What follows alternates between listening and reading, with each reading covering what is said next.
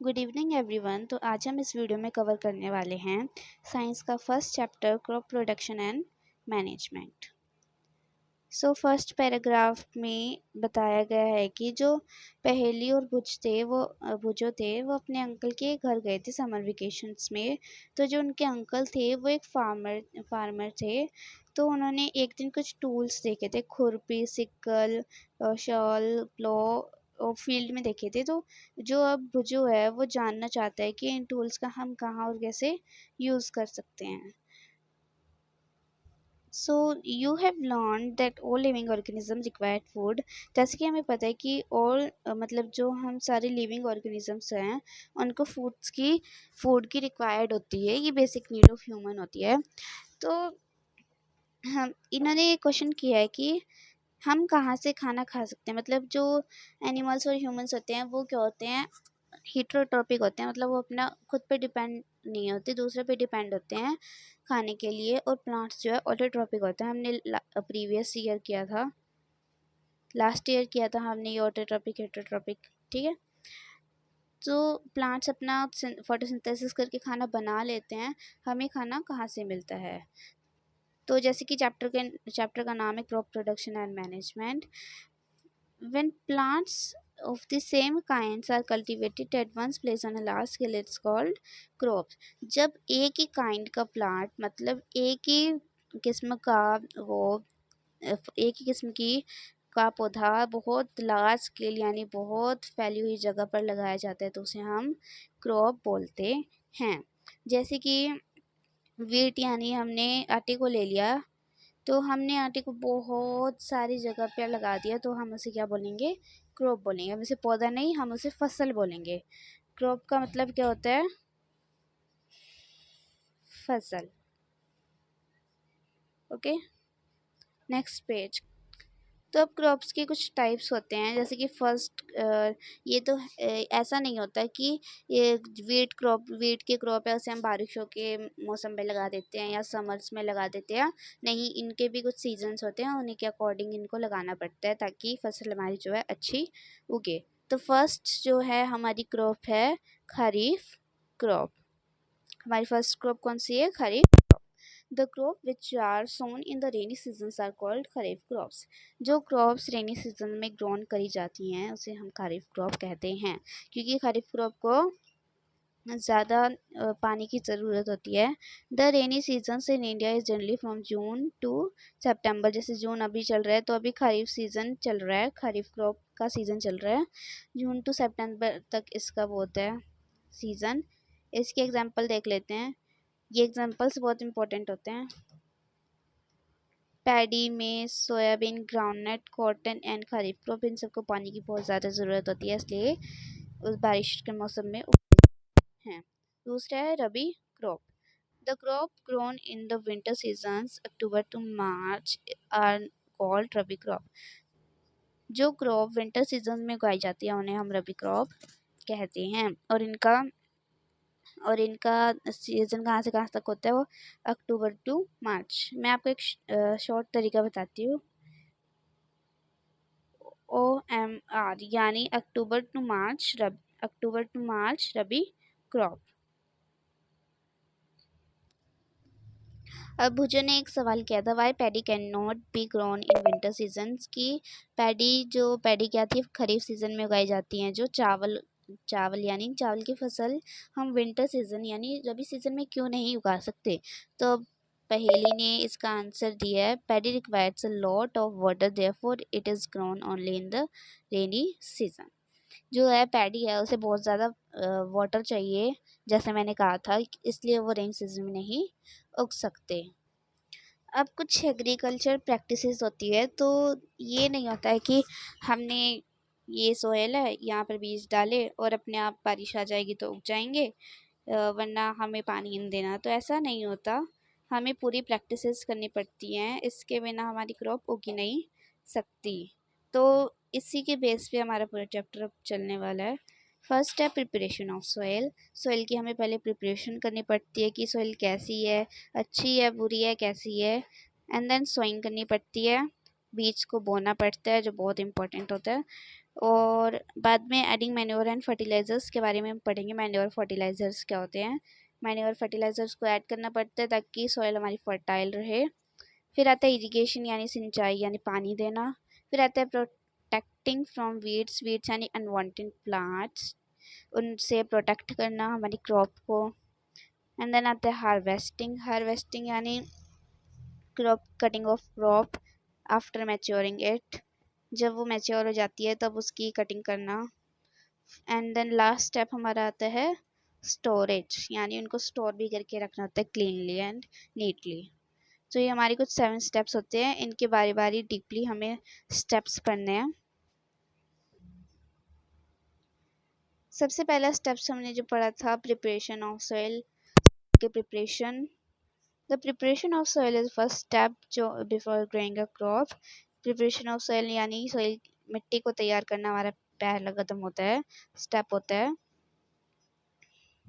One of the most important task in agriculture is turn the soil and लूजन it. हमें जो मिट्टी को turn और लूज करना पड़ता है, यानी टर्निंग एंड लूजिंग करना पड़ता है। जो हमारा प्लो होता है, जो हमारा हल होता है, उससे हम मिट्टी को खोदते हैं और जो नीचे के न्यूट्रिएंट्स होते हैं ना, ये ऊपर आ जाते हैं। एक मिनट नीटली बना के दिखाती हूँ। ये हमारी सोहेल होती है और जो इसके नीचे के न्यूट्रिएंट्स होते हैं, जो नीचे के न्यूट्रिएंट्स होते हैं, जब हम उसे हल से ऐसे करते हैं तो ये जो नीचे के न्यूट्रिएंट्स होते हैं ये ऊपर आ जाते हैं ताकि हमारी सोहेल इससे फर्टाइल रहती है।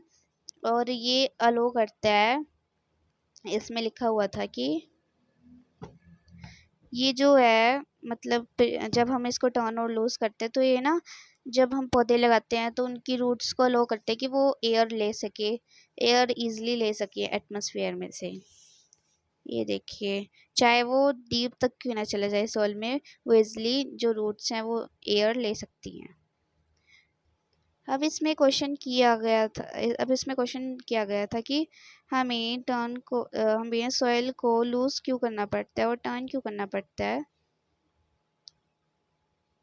तो जो लूज इसमें बताया गया, जो लूज सॉइल होती है वो हेल्प करती है अर्थवॉर्म्स पता ही आपको क्या होता है, वो प्रेजेंट मतलब उनकी प्रेजेंटेशन बढ़ाती है सॉइल में। ये जो ऑर्गेनिजम्स होते हैं या ये क्या कहते हैं इनको, अर्थवॉर्म्स जो ऑर्गेनिजम्स होते हैं वो जो फार्मर्स के फ्रेंड्स होते हैं। क्यों होते हैं? क्योंकि ये सॉइल को टर्न कर देती है, लूज कर देती है। और ह्यूमस ह्यूमस हमने पढ़ा था, ह्यूमस यानी खाद लगा लो एक तरह की।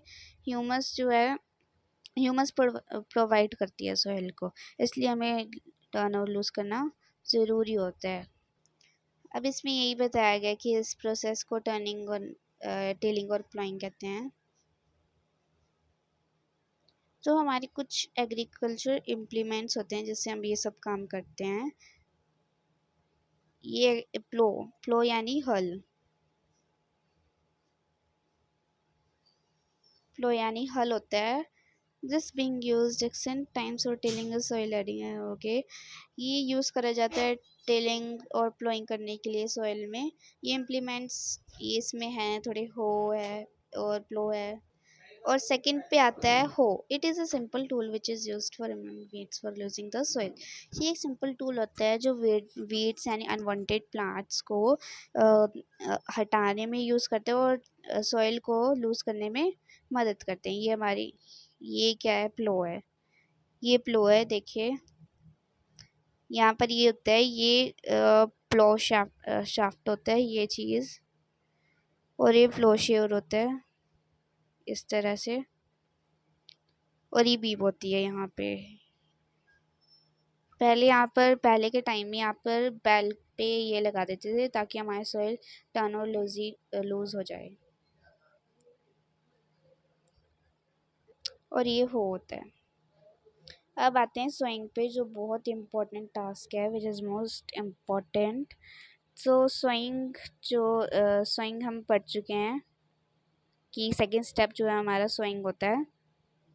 इस पैराग्राफ में ये बताया गया है कि सोइंग यानी हमें बीज बोने से पहले अच्छी क्वालिटी के बीज को सिलेक्ट करना पड़ता है। और कैसे सिलेक्ट कर सकते हैं हम? एक एक बकेट में पानी डालकर उसमें बीच में उसमें सीड घेर देंगे, जो हमें सो करने हैं, सो करने वाले सीड घेर देंगे। और जो ऊपर फ्लोट करेंगे वो हमारे बैड क्वालिटी के हैं, और जो नीचे सो करेंगे वो हमारे गुड क्वालिटी के हैं की सीड हैं, ठीक है। अब सोइंग के मेथड होते हैं, ट्रेडिशनल मेथड है एक सोइंग का। एक ट्रेडिशनल मेथड है जो फनल की शेप का होता है और उसमें सीड्स डालते हैं हम, और वो 2-3 सीड्स जो पाइप्स में जाते हैं और वहाँ पर जाकर गिर जाते हैं। ये है ये फन ये कुछ ऐसी शेप का होता है, इसमें हम सीड्स डालते हैं और यहाँ पर जाके ये सीड्स सो हो जाते हैं। और सोइंग में बहुत इंपॉर्टेंट जो बात हमें अपने माइंड में रखनी होती है, विच इज़ कि जो ये जैसे कि ये सोयल है, हमें जो एक एक सीड है ना, जो डिस्टेंस पे डालना चाहिए। हमें डिस्टेंस पे क्यों डालना चाहिए? अगर हमने एक ही जगह पे बहुत सारे सीड्स इकट्ठा कर लिए तो तो उनकी ग्रोइंग में ना बहुत दिक्कतें आएंगी, और वो एक दूसरे से कंपटीशन करेंगे सनलाइट और मिनरल्स के लिए। तो हमें डिस्टेंस पे सो करना चाहिए सीड को। तो ये होते हैं हमारी सोइंग।